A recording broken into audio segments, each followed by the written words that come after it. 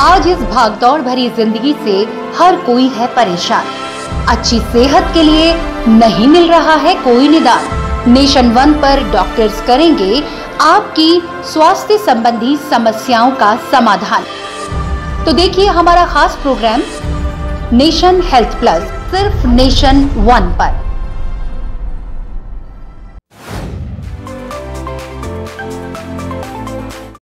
नमस्कार, आप देख रहे हैं नेशन वन। मैं हूं आपके साथ लिली और हमारे खास कार्यक्रम नेशन हेल्थ प्लस में आज हमारे साथ डॉक्टर विनीत त्यागी जो कि हड्डी रोग विशेषज्ञ हैं और कैलाश अस्पताल में अपनी सेवाएं दे रहे हैं।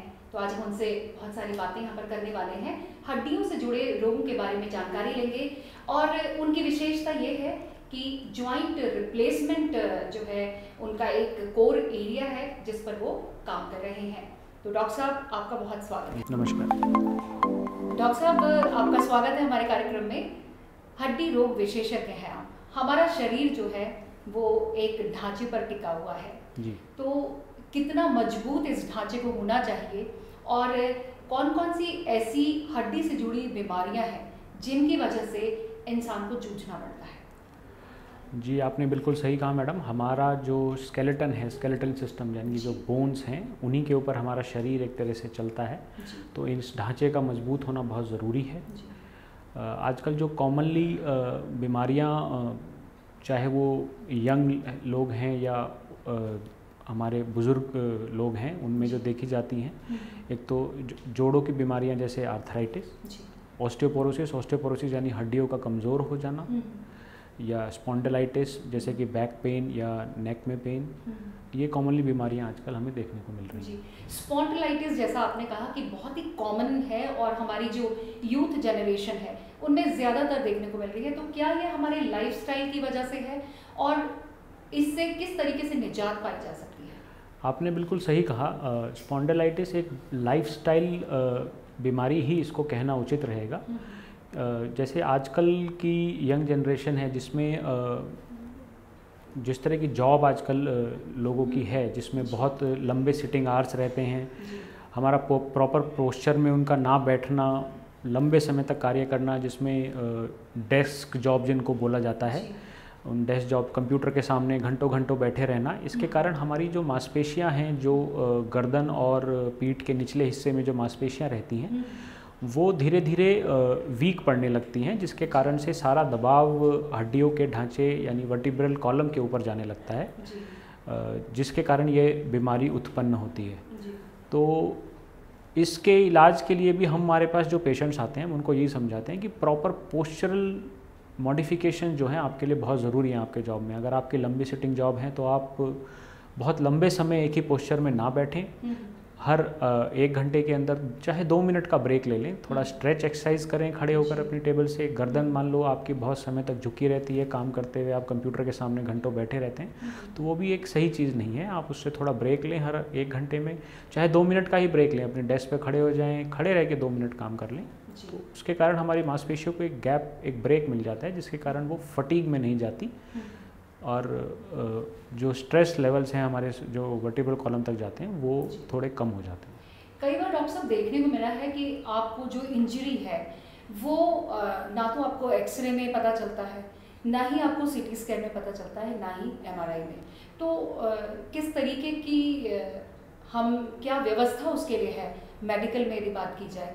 कई बार देखने को मिला है कि हमारे हाथ पैरों में जैसे सूजन है वो किसी भी तरीके से स्कैन नहीं हो रही है, तो उसके लिए क्या कोई और वैकल्पिक व्यवस्था भी है? देखिए, जब भी हमारे पास कोई पेशेंट पहली बार आता है तो हम सबसे पहले उसकी क्लिनिकल हिस्ट्री लेते हैं। हम पूछते हैं कि भाई आपको क्या तकलीफ़ है, कब से है, और भी जो भी उस बीमारी से ज़रूरी सवालात हैं वो पेशेंट से पूछे जाते हैं, और उसके उन सब चीज़ों को जानते हुए हम अपने मन में एक क्लिनिकल डायग्नोसिस बनाते हैं, जिसको प्रूव करने के लिए हम कुछ इन्वेस्टिगेशंस का सहारा लेते हैं। तो ये कह पाना तो ठीक हम नहीं कहेंगे कि किसी भी इन्वेस्टिगेशन में कोई चीज़ नहीं पकड़ी जाती। जैसे कोई इंजरी है, कोई फ्रैक्चर केस आया है, तो जनरली हम एक्सरेज में एक्सरेज या सीटी स्कैन में उस चीज़ का पता लगा लेते हैं। अब यहाँ पे मैं सीटी स्कैन और एमआरआई का थोड़ा सा डिफरेंस बताना चाहूँगा। सीटी स्कैन और एक्सरेज हमारे मेनली हमारी हड्डियों से जुड़ी बीमारियों को जानने के लिए रहते हैं। इसमें जो हमारे जोड़ के इर्द गिर्द या जोड़ के अंदर जो हमारी सॉफ्ट टिश्यूज़ यानी जो मांसपेशियाँ, अंदर लिगामेंट और बाकी सॉफ्ट टिश्यू स्ट्रक्चर्स रहते हैं, उनके बारे में सीटी स्कैन और प्लेन एक्सरे में हमको ज़्यादा जानकारी नहीं मिलती है। तो ऐसे केसेस में हम एमआरआई का सहारा लेते हैं। एमआरआई एक बहुत अच्छी इन्वेस्टिगेशन है जिसके कारण हमें जॉइंट के अंदर क्या इंजरीज रही हैं, हड्डी के अलावा हड्डी वाली चीज़ हमको एक्सरे और सीटी स्कैन दोनों में नज़र आती है। लेकिन जैसे हम मान लो कंधे की कोई चोट है या घुटने की चोट है तो उसमें क्या लिगामेंट इंजरीज हुई हैं, क्या सॉफ्ट टिश्यू इंजरी है, वो एमआरआई में हमें अच्छे से पता चलती है। क्योंकि ये मैंने आपसे इसलिए सवाल पूछा क्योंकि स्पोर्ट्स इंजरीज जो है अक्सर देखने को मिलती है और उसमें कई बार ये पता लगा पाना कि सूजन की वजह क्या है वो नहीं पता चलती। तो जो स्पोर्ट्स इंजरीज होती हैं उसके लिए क्या कोई स्पेशल स्पोर्ट्स इंजरीज का डायग्नोसिस जनरली हम दो चीज़ों से बनाते हैं। पहले हम पेशेंट का क्लिनिकल एग्जामिनेशन करते हैं जिससे हम किस तरह से इंजरी हुई, पेशेंट को किस तरह से वो चोट लगी, क्या मैकेनिज्म ऑफ इंजरी था, और उससे रिलेटेड हमारे पास कुछ क्लिनिकल टेस्ट होते हैं। हम वो क्लिनिकल टेस्ट से एक मोटी मोटी हमारे मन में एक इमेज बन जाती है कि ये चीज़ प्रोबेबली इस पेशेंट के अंदर इंजर हुई है। अब उस चीज़ को पता लगाने के लिए हम जो भी सूटेबल इन्वेस्टिगेशन, सीटी स्कैन या एमआरआई जो भी हमको लगता है वो हम कराते हैं। तो जनरली इन दो चीज़ों के कोरिलेशन से हम एक डायग्नोसिस पे पहुंच जाते हैं। जी डॉक्टर साहब, कई बार देखने को मिलता है, ये अमूमन लोगों की शिकायत रहती है कि जब हम सुबह उठते हैं तो हाथ पैरों में एक स्टिफनेस सी रहती है और काफ़ी देर तक स्वेलिंग भी बनी रहती है, जोड़ों में अजीब तरीके का एक दर्द होता है। तो जब हम जैसे पैर नीचे रखते हैं तो काफ़ी बहुत देर तक जो है उस पैर को हम पूरी तरह से नहीं टिका पाते। इस तरीके की समस्याएं भी आपके पास आती होंगी, तो इसका कारण क्या होता है? बिल्कुल आपने सही कहा, इस तरह की समस्याएं हमारे पर बहुत कॉमनली आती हैं। इसमें मैडम अलग अलग कारण रहते हैं पेशेंट्स के। हम एक पर्टिकुलर किसी कैटेगरी में ऐसे पेशेंट्स को नहीं डाल सकते। जैसे आपने पूछा कि सुबह उठ के जोड़ों में सूजन और दर्द का क्या कारण रहता है, मोस्ट कॉमन कारण तो रहता है लैक ऑफ एक्सरसाइज। आजकल हम अपनी दिनचर्या में या कह लीजिए काम में इतने ज़्यादा मशगूल हैं कि हम अपने शरीर को शायद समय नहीं दे पा रहे हैं। लैक ऑफ एक्सरसाइज रहने से जो हमारे शरीर के अंदर कुछ ऐसे मेटाबोलाइट्स रहते हैं जो शरीर से बाहर निकलते हैं लेकिन वो जोड़ों में जमा होने लगते हैं, तो उसके कारण से बॉडी के अंदर रिएक्शन होती है और जोड़ों में सूजन और स्टिफनेस लगती है। ये तो हो गया बहुत कॉमन कारण। बाकी कुछ स्पेशल टाइप के आर्थराइटिस जैसे रूमेटॉइड आर्थराइटिस या और भी कुछ आर्थराइटिस हैं, उनके कारण भी जोड़ों में सुबह उठ के सूजन और स्टिफनेस महसूस देती है। पर इन आर्थराइटिस वाली जो कारण है उसके कारण जो स्टिफनेस यानी अकड़ाहट जो रहती है वो जोड़ों में अमूमन आधा एक घंटा तक परसिस्ट करती है। यूरिक एसिड का शरीर में बढ़ा होना या हमारा थायराइड का एक ऐसा हार्मोन है जो कि इन जनरल बॉडी की होम्योस्टेसिस के लिए बहुत ज़रूरी रहता है।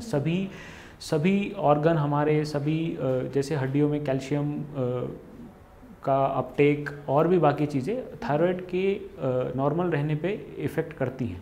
तो अगर थायराइड हार्मोन में हमारा शरीर ठीक से नहीं बना पा रहा है तो जनरली मांसपेशियों में दर्द, हड्डियों में दर्द ये कॉमनली देखा जाता है पेशेंट्स के अंदर। तो मतलब आप थायराइड का चेकअप भी जी बिल्कुल। अगर हमारे पास जोड़ों में दर्द के पेशेंट आते हैं या जॉइंट्स में पेन, स्वेलिंग और पैरों में सूजन इस तरह के आते हैं तो हम थायराइड का टेस्ट एडवाइस करते हैं। जी थायराइड की हम यहाँ पर बात कर रहे हैं, तो महिलाओं और पुरुषों की यदि हम तुलना करें तो ज़्यादातर थायराइड की प्रॉब्लम क्या महिलाओं में ही पाई जाती है?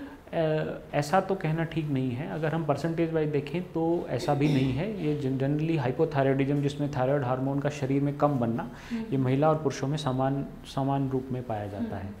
हाँ, एक बार इसका डायग्नोसिस बनना ज़रूरी रहता है क्योंकि हमें फिर ये हार्मोन एक तरह से सप्लीमेंट देना होता है। जिस भी पेशेंट के अंदर थायराइड हार्मोन नहीं बन रहा है ठीक से, उसको अमूमन पूरी लाइफ अपने थायराइड हार्मोन के सप्लीमेंट्स खाने होते हैं। बहुत ही इसमें कोई दवा ऐसी नहीं रहती है जिसके कारण आपको लेने में दिक्कत हो। एक बहुत छोटी सी गोली आपको सुबह उठते ही सबसे पहले खाली पेट लेनी होती है, आप ठीक रहते हैं। जी डॉक्टर साहब, रूमेटिक आर्थराइटिस की अभी आप बात कर रहे थे, क्या होता है रूमेटिक? रूमेटॉइड आर्थराइटिस एक जेनेटिक बीमारी है। ये ऐसा नहीं है कि आपको किसी बैक्टीरिया या वायरस के से हो जाती है। ये एक जेनेटिक बीमारी है जो फैमिलियल भी रहती है, यानी अगर आपके परिवार में किसी को रहा है तो ये आपको भी हो सकती है।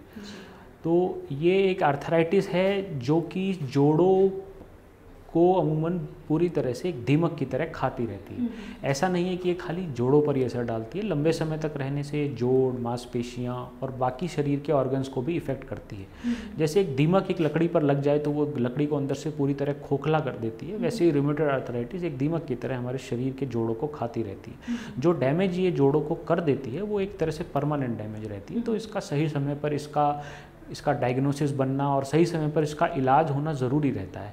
ये एक तरह से ऐसा नहीं है कि एलोपैथिक मेडिसिन में इसका क्योर नहीं है, बट हाँ, हम अगर दवाइयाँ लेते रहें, सही खुराक सही समय पर लेते रहें, तो ये पूरी तरह से कंट्रोल में रखी जाती है। और खान-पान का इसमें कितना ज़्यादा खान-पान का बिल्कुल इसमें रोल है मैडम। जनरली हम पेशेंट्स को ठंडी चीज़ें, चावल, दही या मोटी दालें जैसे राजमा, छोले, उड़द की दाल, खट्टी चीज़ें, ये अवॉइड करने को कहते हैं, क्योंकि इनसे ऐसा देखा गया है कि जोड़ों में दर्द की तकलीफ थोड़ा बढ़ जाती है।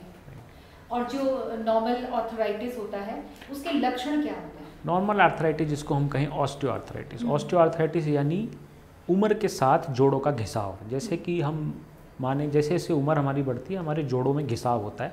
किसी इंसान के जोड़ थोड़े ज़्यादा घिसते हैं, किसी के कम घिसते हैं। तो ऑस्टियोआर्थराइटिस की समस्या किसी में ज़्यादा होती है, किसी में कम होती है। अब ये कम और ज़्यादा के कारण बहुत होते हैं, इसको किसी एक कारण पर डालना सही नहीं रहता। आपका वजन कैसा है, आप एक्सरसाइज कैसे करती हैं, आपने अपनी ज़िंदगी पिछली जितनी भी है वो कैसे बिताई है, कितने फिट आप रहे हैं, ये सब ऑस्टियोआर्थराइटिस आपको बुढ़ापे में जाके कितना परेशान करेगी वो इस बात पे बहुत हद तक डिपेंड करता है। तो इसको किस तरीके से क्योर किया जा सकता है जिससे कि आगे आने वाले समय में हमें परेशानियां ना हो? ऑस्टियोआर्थराइटिस मैंने कहा ये कोई बीमारी नहीं है, ये बढ़ती उम्र के साथ सभी को होता है। ये जोड़ों में दर्द, जैसे हम माने गाड़ी चल रही है, गाड़ी चलेगी तो उसका टायर घिसेगा, आपका शरीर चलता है, आपके जोड़ थोड़े घिसेंगे, किसी के ज़्यादा किसी के कम। तो आपको फिट रहना है, आप हमेशा से फिट रहिए, आप अपना वज़न कंट्रोल में रखिए। ज़्यादा वज़न पड़ेगा, सारा लोड आपके जोड़ों पर पड़ता है। फिट रहें, अच्छा खाएं, पानी का इंटेक हमेशा से अच्छा रखें अपने शरीर में, अपने जोड़ों का ध्यान रखें, ऐसी एक्टिविटीज़ से बचें जिसमें बहुत ज़्यादा स्ट्रेस पड़ती है जोड़ों पर। यही सब चीज़ें करके आप अपनी ओल्ड एज में ऑस्टियोआर्थराइटिस की प्रॉब्लम को लिमिट कर सकते हैं। डॉक्टर साहब, जॉइंट रिप्लेसमेंट जो कि आपका एक यूएसपी जिसको मैं कहूँगी है, तो उसके बारे में हमारे दर्शक आपसे जानना चाहेंगे। जैसे हम बात कर रहे थे जॉइंट रिप्लेसमेंट की, जॉइंट रिप्लेसमेंट में हम करते क्या हैं, ये हमने एक मॉडल रखा हुआ है जिसमें मैं आपको समझाऊंगा। ये हमारी ये घुटने का एक मॉडल है जिसमें ये ऊपर की हमारी थाई बोन है और ये लेग की बोन है। इसमें जॉइंट रिप्लेसमेंट में होता यह है कि हमारा जो गैप है जॉइंट के बीच का वो ख़त्म हो जाता है, हड्डियाँ आपस में रगड़ खाने लगती हैं जिसके कारण दर्द उत्पन्न होता है। तो ऐसे में हम एक छोटा सा चीरा आगे लगाते हैं, जॉइंट को खोलते हैं अंदर से, और जो जॉइंट की खुरदरी परत है, जो जोड़ अंदर से घिस गया है, खराब हो गया, उस एक पतली सी परत को हम निकाल देते हैं। उस पतली सी परत को निकाल के हम उसके ऊपर एक कैप लगा देते हैं। जैसे कि हमने जॉइंट की एक खुरदरी परत निकाली और इस पर एक कैप ऊपर वाली हड्डी पे लगा दी और एक कैप ये हमने नीचे वाली हड्डी पे लगा दी। तो जैसे दोनों हड्डियों पे कैप लग गई हैं तो इसी ऑपरेशन को हम जॉइंट रिप्लेसमेंट कहते हैं। इसमें जो जोड़ है वो बदल गया है, जोड़ की जो सतह खराब हो गई थी उसको हमने बदल दिया है, तो इसलिए इसको जॉइंट रिप्लेसमेंट कहते हैं। ऐसा नहीं है कि हम किसी इंसान का जोड़ पूरा निकाल के कुछ और जोड़ लगा देते हैं उसमें। डॉक्टर साहब, ये जो जॉइंट रिप्लेसमेंट आप करते हैं, कितने वक्त में जो है मरीज अपने पैरों पर खड़ा हो जाता है? अगर हम अपने सेंटर की बात करें, हम लेटेस्ट तकनीक, लेटेस्ट पद्धतियों का इस्तेमाल करते हैं और जनरली हमारे पेशेंट्स ऑपरेशन वाली शाम को या अगली सुबह तक अपने पैरों पर खड़े होकर चलने लगते हैं। इसके आगे आने वाले कोई साइड इफ़ेक्ट्स या किसी तरह की परेशानी से फिर मरीज जूझता है? परेशानी की निजात के लिए ही ऑपरेशन करते हैं हम, तो ये कहना कि इससे परेशानी आगे होगी वो तो सही नहीं होगा। जहाँ तक हम लिटरेचर की बात भी करें तो जॉइंट रिप्लेसमेंट सर्जरी, जोड़ प्रत्यारोपण जिसको हम कहते हैं, it is one of the most successful operations in orthopaedic surgery. अगर हम इसके 10 साल के भी रिजल्ट देखें तो 95% patients are more than happy, यानी 10 साल के बाद भी 100 में से 95 लोग अपनी इस ऑपरेशन से खुश रहेंगे। और आजकल जिस तरह के जोड़ और जो तकनीक आ गई है लेटेस्ट, उसके कारण एक जोड़ जो हम बदलते हैं उसकी अमूमन हम लाइफ बोलते हैं 25 से 30 साल वो चलेगा, यानी 60-65 के एज ग्रुप में पेशेंट्स हमारे पास आते हैं। तो अगर किसी का ऑपरेशन उसमें हुआ है तो जनरली ये पूरी लाइफ टाइम चल जाता है। कितना महंगा है ये जॉइंट रिप्लेसमेंट, ये जानना भी बहुत ज़रूरी है। बिल्कुल, क्योंकि कई लोग डॉक्टर तक सिर्फ इसलिए नहीं पहुंच पाते क्योंकि उनको इस बात का बहुत डर रहता है कि डर रहता महंगा है। इलाज है। बिल्कुल बिल्कुल, ये आपने सही तो ये कहा। जानना बहुत ज़रूरी है। हाँ देखिए, ये एक लाइफ मॉडिफिकेशन करने वाला पूरा ऑपरेशन है। इसमें ऐसा नहीं है कि खाली जोड़ की तकलीफ़ से इंसान को मुक्ति मिलती है, क्योंकि जोड़ की तकलीफ़ और भी चीज़ों पे फ़र्क डालती है। जैसे हम देखें, हमारे जो कॉमनली जिन एज ग्रुप में हम ये ऑपरेशन करते हैं 60 या 65 साल या इसके ऊपर, उस एज ग्रुप में पेशेंट्स को और भी बीमारियां जैसे ब्लड प्रेशर, शुगर, थायराइड, ये सब प्रॉब्लम्स भी रहती हैं। और डॉक्टरों की अमूमन सलाह रहती है कि आप थोड़ा वॉक कीजिए, एक्सरसाइज कीजिए, क्योंकि आपकी फिर बाकी बीमारियां भी कंट्रोल में रहेंगी। लेकिन जोड़ खराब होने की वजह से पेशेंट वो चीज़ें नहीं कर पाते। तो ये ऑपरेशन होने के बाद बाकी बीमारियों पे भी इनडायरेक्टली बहुत फ़र्क पड़ता है, क्योंकि जब आपके जोड़ का दर्द चला जाएगा, आप डेली वॉक करने लगेंगे, तो आपका ब्लड प्रेशर, थायराइड, आपकी शुगर काफ़ी हद तक कंट्रोल में रहती है। डॉक्टर साहब, ये तो जॉइंट रिप्लेसमेंट की बात करी, बाकी और जोड़ों को भी क्या रिप्लेस किया जा सकता है? देखिए, जो कॉमनली जो जॉइंट रिप्लेस होते हैं, सबसे कॉमन इंडिया में या पूरे विश्व में हम कहें तो नी रिप्लेसमेंट सर्जरी सबसे कॉमन है। उसके बाद कूल्हा बदला जाता है, कंधे बदले जाते हैं, एल्बो भी बदली जाती हैं। पर एल्बो और कंधे थोड़े कम कंपैरिजन में रहते हैं। सबसे ज़्यादा घुटना प्रत्यारोपण का रहता है। डॉक्टर साहब, एक बोलते हैं फ्रीज हो गया है शोल्डर, हाँ हाँ, वो राइट। क्या है डॉक्टर साहब, ये जानना चाहते हैं। हम बात करें, ये एक कॉमनली यूज टर्म है कि भाई कंधा काम नहीं कर रहा है, हमारा कंधा ऊंचा नहीं उठा पा रहे हैं, उसको घुमा नहीं पा रहे हैं। एक्चुअली फ्रोजन शोल्डर में हमें कारण जानना बड़ा ज़रूरी रहता है। किसी भी चोट लगने से, या अगर हम कॉमन बीमारियों की बात करें, जैसे हम बात कर रहे थे थायराइड के पेशेंट्स में और शुगर, डायबिटीज़ के पेशेंट्स में, जो कंधे के अंदर की झिल्ली होती है वो थोड़ी मोटी हो जाती है, जिस कारण से कंधे की मूवमेंट रिस्ट्रिक्ट हो जाती हैं। तो कॉमनली जब भी पेशेंट्स हमारे पास आते हैं, हम उनका थायराइड टेस्ट, हम उनकी शुगर टेस्ट कराते हैं, और बहुत कॉमनली ये बीमारियां हमें मिलती हैं। और खाली इन बीमारियों को ही ठीक करने से कंधे का जो फ्रोजन शोल्डर है वो ठीक हो जाता है। बाकी जो कारण रहते हैं फ्रोजन शोल्डर के, कभी पुरानी चोट का लगना या कोई मांसपेशी का अंदर फट जाना, तो उनका सर्जिकली या दवाइयों के द्वारा इलाज किया जाता है, और इस फ्रोजन शोल्डर की तकलीफ से पूरी तरह से निजात मिलती है। एक चीज़ और डॉक्टर साहब, हम जॉइंट रिप्लेसमेंट की बात कर रहे थे और मैंने बीच में आपकी बात काट दी थी। हम इलाज की बात कर रहे थे कि कितना महंगा इलाज है, क्योंकि लोग कई बार जो है आप तक नहीं पहुंच पाते, ये सोचकर कि बहुत महंगा इलाज होगा। देखिए, ये एक लाइफ चेंजिंग सर्जरी है। इसका इलाज की अगर हम कॉस्ट की बात करें, तो जैसे हमारे अस्पताल, कैलाश अस्पताल में उत्तराखंड के अंदर सबसे ही सस्ते दरों पर हम यह ऑपरेशन कर रहे हैं। हमारे यहाँ पे एक घुटना प्रत्यारोपण में अमूमन पूरी तरह से एक मरीज़ का खर्चा करीब 1.5 लाख रुपया तक आता है, और अगर हम दोनों घुटनों का प्रत्यारोपण करते हैं तो यह खर्चा करीब 2.5 लाख आता है। इसमें सभी कुछ अंदर ही इंक्लूडेड रहता है ट्रीटमेंट में। तो इससे कम दर में पूरे उत्तराखंड में शायद ये इलाज कहीं और नहीं हो पा रहा है। और जो पद्धति, जो तकनीक और जिन इम्प्लांट्स का हम इस्तेमाल कर रहे हैं, वो एकदम वर्ल्ड क्लास चीज़ें हैं, जिसमें हम कोई कॉम्प्रोमाइज़ कहीं तक भी नहीं करते हैं। तो ये आपने बहुत ही अच्छी बात हमारे चैनल के माध्यम से बताई है। लोगों तक हम भी इस बात को पहुंचाएंगे कि कैलाश अस्पताल में यदि आपको घुटनों से संबंधित कोई परेशानी है और आप अपना जॉइंट रिप्लेसमेंट कराना चाहते हैं, तो आप कैलाश अस्पताल आ सकते हैं और जॉइंट रिप्लेसमेंट के लिए डॉक्टर त्यागी से मिल सकते हैं। डॉक्टर साहब, एक चीज़ और मैं आपसे यहाँ पे जानना चाहूँगी कि अक्सर हम जो हैं अपने आप को नेग्लेक्ट करते हैं, ये सोचते हैं कि आज दर्द है, कल ठीक हो जाएगा, और इसके चलते हम कई तरीके की पेन किलर्स खा लेते हैं और काम पर चलते हैं। ये कितना हानिकारक है?